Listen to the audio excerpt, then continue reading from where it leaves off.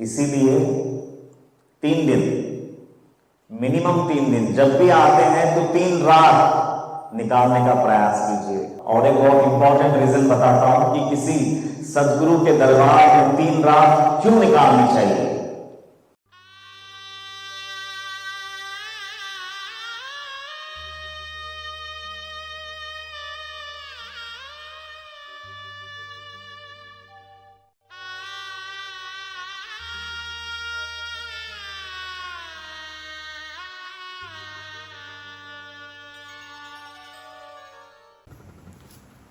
आज का 9वां परिक्रमा,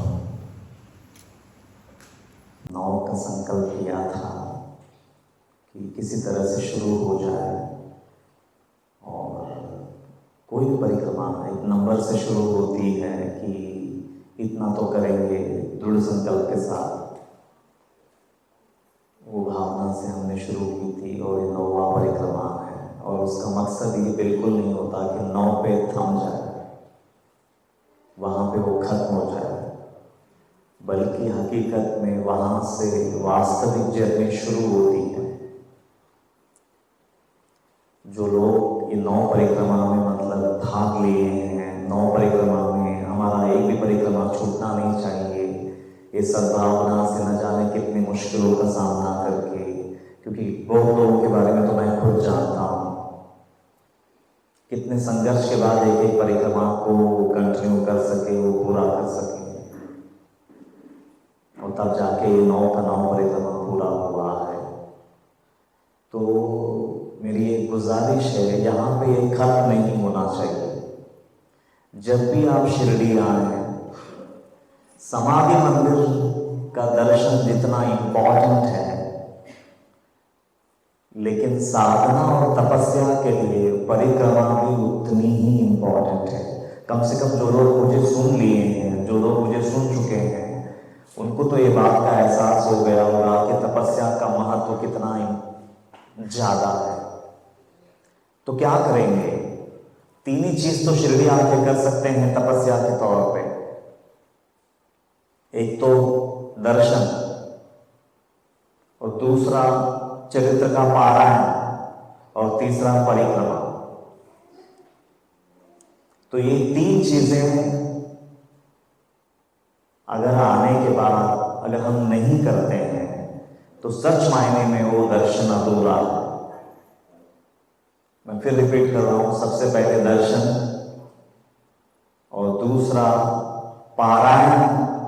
हो सके तो मेरी एक गुजारिश हमेशा याद रखना, जो लोग शिरडी आते हैं, आज सुबह आया, दर्शन किया कि निकल गए, प्लीज वैसा मत कीजिए। अगर आपको पूरा फायदा उठाना है बाबा का, शिरडी का, तो 3 रात यहां पे रुके, मिनिमम कम से कम 3 रात, और 3 रातों में 3 दिन का परिक्रमा होना ही चाहिए, और हर एक दिन 3-3 अध्याय होना ही चाहिए। अगर शिरडी आना ही है तो ये भावना से आइए, भले ही साल में 2 बार आइए, लेकिन 3 दिन की छुट्टी लेकर के आइए। सुबह आए और शाम को निकल गए। मुंबई वालों को ये बहुत बड़ी बीमारी है, नजदीक पड़ता है ना। रात में जर्नी शुरू किया, सुबह उतरे, 12 बजे के अंदर निपटा लिया, फिर वापस 12 बजे जो बस पकड़े कि रात को मुंबई।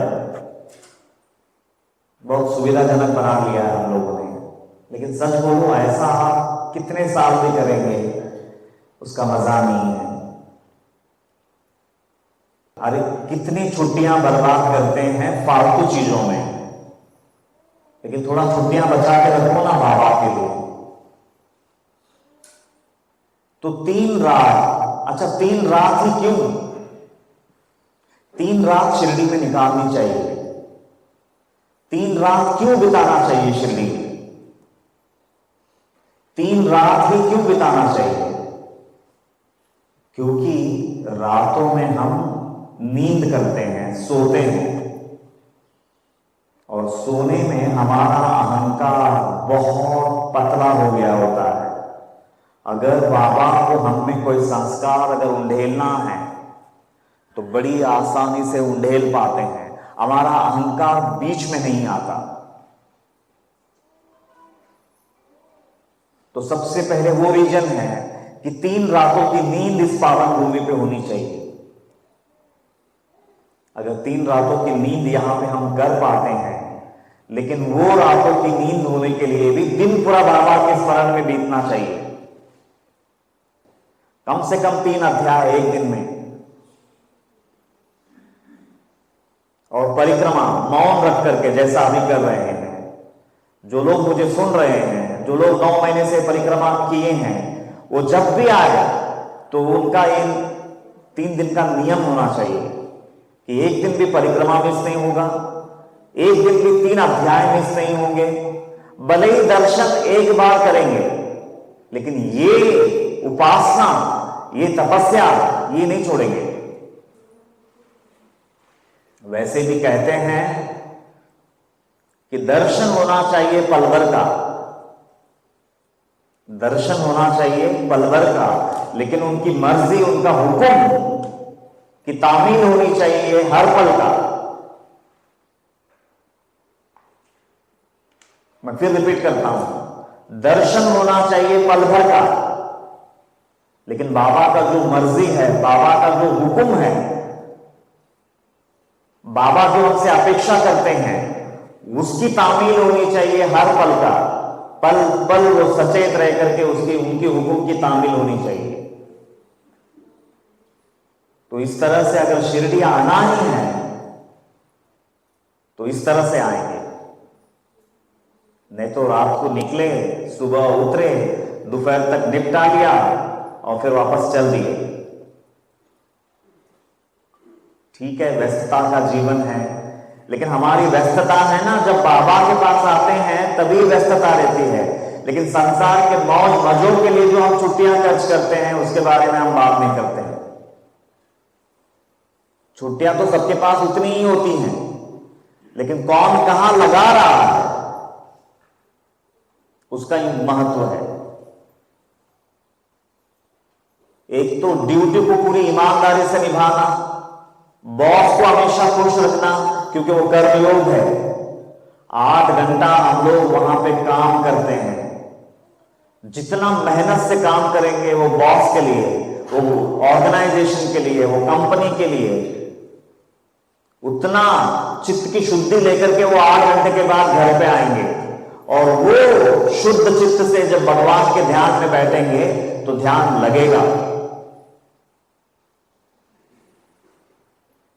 तो जितनी ईमानदारी से हर जगह काम करेंगे, उतना मन लगेगा बाबा में। और अगर काम की चोरी की, चालाकी की, आम चुरा लिया, तो फिर शाम में आकर के वो अध्याय में मन नहीं लगेगा।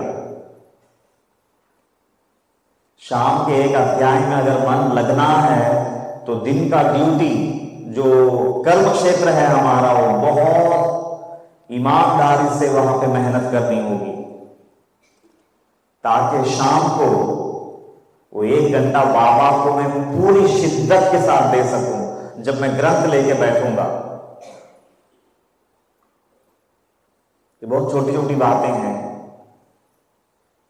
और छुट्टियां जहां तक है, जितना बचाएंगे, बाबा के लिए खर्च करेंगे, वो छुट्टियों का मोल है। लेकिन अगर वो छुट्टियां बाबा पे खर्च ना करते हुए मौज मस्ती में खर्च करेंगे तो उसका कोई मोल नहीं है। लेकिन हम लोग है ना, सारी छुट्टियां मौज मस्ती में तो खर्च कर देते हैं, लेकिन जब बाबा पे खर्च करने का समय आता है तो हमारे पास छुट्टियां होती नहीं है। इसीलिए 3 दिन, मिनिमम 3 दिन, जब भी आते हैं तो 3 रात निकालने का प्रयास कीजिए। और एक बहुत इंपॉर्टेंट रीजन बताता हूं कि किसी सदगुरु के दरबार में 3 रात क्यों निकालनी चाहिए। उसका वजह यह है कि जैसे बाबा को 3 रातों की समाधि मिली थी, हम सबका भी मंजिल वही है। हम सबको भी एक दिन वो 3 रातों की समाधि तक पहुंचनी है। इसीलिए अभी से ही आदत डालने का कि 3 रात मैं बाबा आपके चौखट पे आकर के मैं पड़ा रहूंगा, ताकि किसी दिन साधना करते करते, उपासना करते करते आपकी मर्जी को समझ करके वैसा जीवन जीते जीते जीते जीते जीते एक दिन, कुछ सालों के बाद, कुछ जन्मों के बाद ही सही, लेकिन आप ही की तरह मैं भी 3 दिन की समाधि ले सकूं। तो इसीलिए 3 रातों का इंपॉर्टेंस है। कोई भी दिव्य क्षेत्र में, पुण्य क्षेत्र में, तीर्थ क्षेत्र में 3 रात बितानी चाहिए कहते हैं, वो इसलिए। तो मेरी गुजारिश है, जो लोग 9 महीने से परिक्रमा कर रहे हैं, आज तो ये आखिरी परिक्रमा है, लेकिन मेरी आप सबसे गुजारिश है, जब भी आएंगे ये अविराम चलना चाहिए। ये किसी एक दिन का नहीं है, ये तो 9 महीने हमने गिन लिए, अभी गिनती खत्म। अब जब भी आएंगे तो परिक्रमा मिस नहीं होनी चाहिए।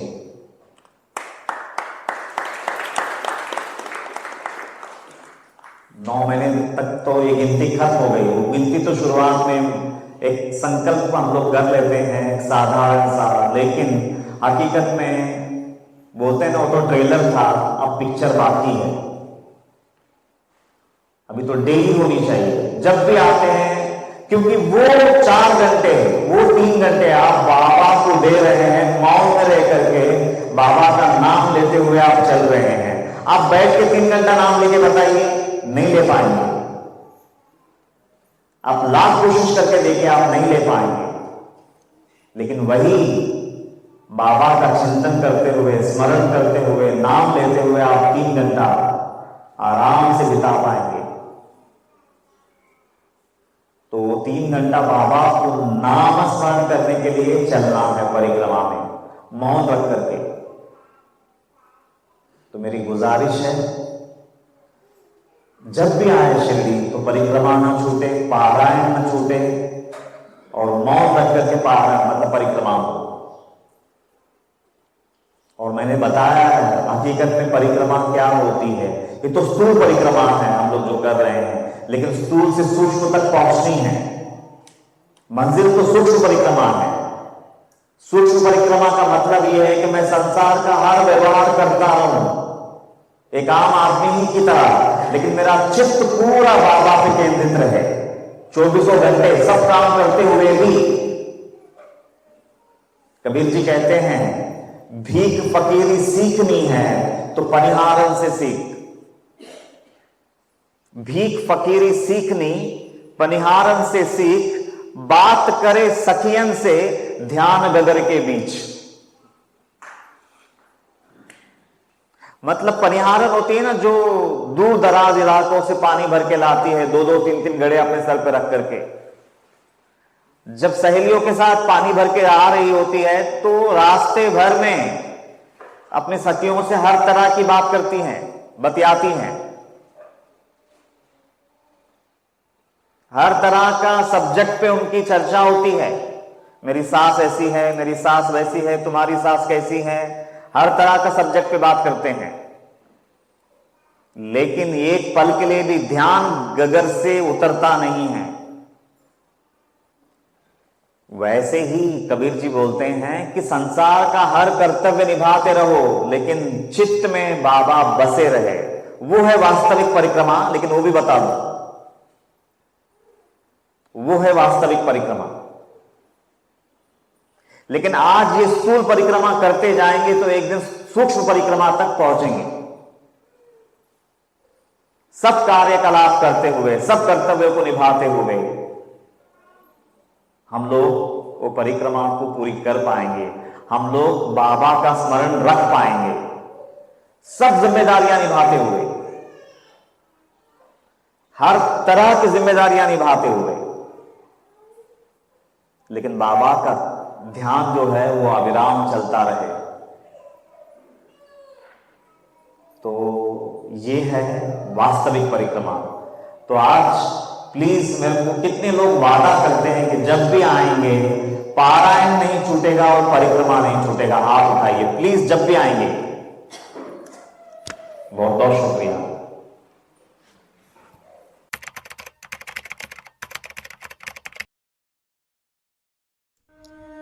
मनोहारिणी, शापताप निवारिणी, अज्ञान नाशिनी, मोक्षदायिनी, परम कल्याणकारिणी, सच्चित आनंद प्रदायिनी, अनंत कोटि साईनाथों की जननी, साक्षात साई स्वरूपिणी, ग्रंथराज श्री साई सच्चरित दिव्य ग्रंथ की जय।